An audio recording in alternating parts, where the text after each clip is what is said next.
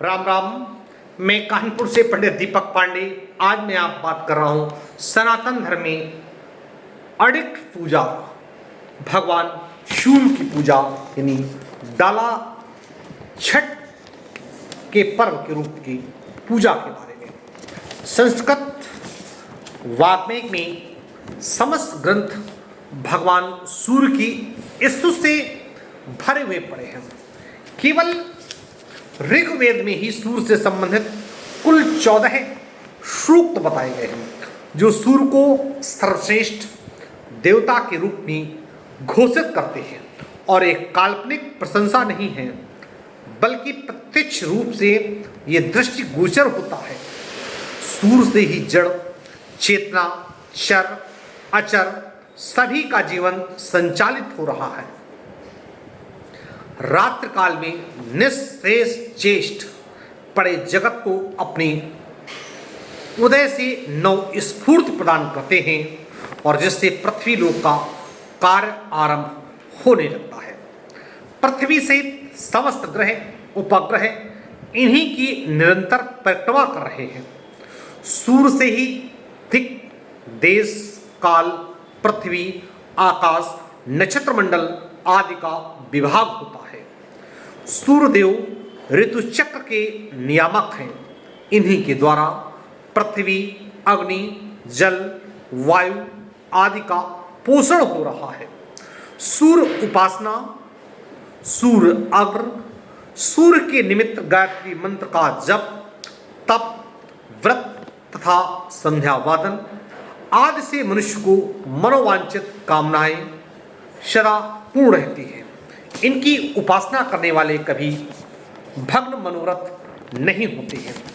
रावण पर विजय हेतु भगवान श्री राम ने अगस्त मुनि के उपदेश से सूर्य की आराधना संपन्न की थी, जिसे आज आम जनमानस आदित्य हृदय स्तोत्र के नाम से जानता है, जिसके पाठ से माना जाता है कि त्वचा, नेत्र, हृदय तथा अस्थि संबंधी विकार नष्ट हो जाते हैं।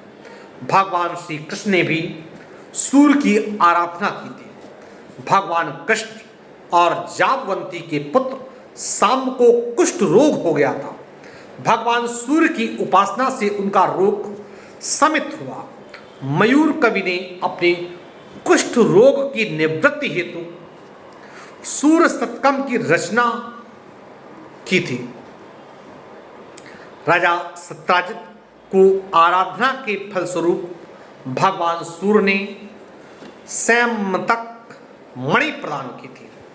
पांडवों के वनवास काल में द्रौपदी की प्रार्थना पर उन्हें भगवान सूर्य ने एक अक्षय पात्र प्रदान किया था। भगवान सूर्य से ही हनुमान जी ने समस्त विद्याएं प्राप्त की थी। प्रकृति की गोद में नित्य क्रीड़ा करने वाले भगवान सूर्य की माता आदिति के लिए एक शिशु ही है। मनुष्यों के द्वारा जो रचनाएं की जाती है उन्हें कृति तथा भगवान की रचना को प्रकृति कहा जाता है। यह प्रकृति भी ब्रह्मा की भांति अनादि ही है। इसी अनादि प्रकृति के छठे अंश को खष्ठी या देवसेना कहा गया है। खष्टी तिथि के स्वामी कार्तिकेय जी हैं। देवसेना इन्हीं खट मुख की धर्म पत्नी है। ये सभी मातृकाओं की भी जननी मानी जाती है। सभी नवजात शिशुओं को आयु देने वाली तथा रक्षा करने वाली भी यही है, जैसा कि शास्त्रों में कहा जाता है। पौराणिक कथाओं के अनुसार स्वयंभू मनु के छोटे पुत्र प्रियव्रत की पत्नी को मृत शिशु पैदा हुआ था, जिसने खष्टी देवी की कृपा से पुनर्जीवन प्राप्त किया था।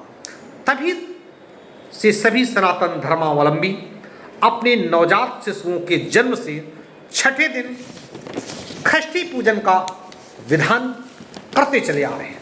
भारतीय ज्योतिष शास्त्र की मान्यता के अनुसार विधाता अपने कर कमलों से शिशु के ललाट पर उसके शुभाशुभ कर्मों के फल लिखते हैं। भारतीय ज्योतिष शास्त्र की पुरोधा आचार्य वाराह मिहिर नवग्रहों का जन्म स्थान नियत करते हुए कहते हैं अग्रस, अर्थात सर्वप्रथम सूर्य का आविर्भाव अंगदेश बिहार में भागलपुर का स्थान में हुआ था। कार्तिक मास की अमावस्या प्राचीन काल में संवत्सर की अंतिम रात्रि मानी गई है। इसे कालरात्रि भी कहा जाता है। इसके अगले दिन अर्थात कार्तिक शुक्ल प्रतिपदा को सूर्य की प्रथम किरण प्राक ज्योतिषपुर में तथा पूर्ण सूर्योदय अंगदेश में हुआ।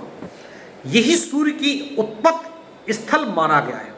यही कारण है कि आज भी षष्ठी का पर्व मनाने का जितना अधिक उत्साह एवं प्रभाव पूर्वांचल में देखने को मिलता है, उतना विश्व के किसी कोने में भी नहीं मिलता है। प्रतिपदा से छठा दिन ही शुक्ल पक्ष की षष्ठी है। ये चराचर की आत्मा भगवान सूर्य की रचिका एवं आयु प्रदाता है। बिहार में इस पर्व को डाला छठ के नाम से भी अभिहित किया जाता है। इस व्रत को करने का विधान हमारे धर्म शास्त्रों में यत्र तत्र वर्णित है। स्कंद पुराण का कथन है कि यदि षष्ठी की तिथि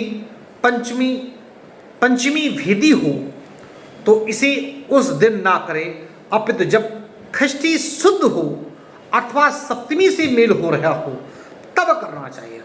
षष्ठी पर्व त्रिदिनात्मक अर्थात 3 दिनों में संपन्न होने वाला व्रत पर्व है। इसका प्रारंभ चतुर्थी तिथि से होकर पंचमी तिथि को एक समय भोजन तथा षष्ठी को निराहार रहने का विधान है। षष्ठी तिथि को सायंकाल जब भगवान सूर्य अस्तजल को प्रस्थान करते हैं तब नदी या पवित्र जलाशय में महिलाएं नया वस्त्र आभूषण धारण करके फल, मिष्ठान या अन्य पकवान गेहूं के आटे, गुड़ तथा शुद्ध घी में तैयार किया हुआ विशेष पकवान ठेकुआ नए बांस से निर्मित सूप या डलिया में रखकर अस्त होते सूर्य को दूध, दही, घी, चावल, दूर्वांकर अथवा कुशाग्र जो जल के साथ अष्टगंध, अष्ट अर्ध अथवा दूध, जल, फल, फूल, गन्ने आदि से अर्घ देती है। पुनः ब्रह्म मुहूर्त में नदी या जलाशय के तट पर पहुंच करके सूर्योदय की प्रतीक्षा करती है। अरुणोदय काल में पुनः भगवान सूर्य को अर्घ समर्पित करके षष्ठी का पूजन विसर्जन करती है। प्रसाद वितरण व ग्रहण कर व्रत का पालन करती है। मानता है कि इस व्रत से सूर्यदेव प्रसन्न होते हैं।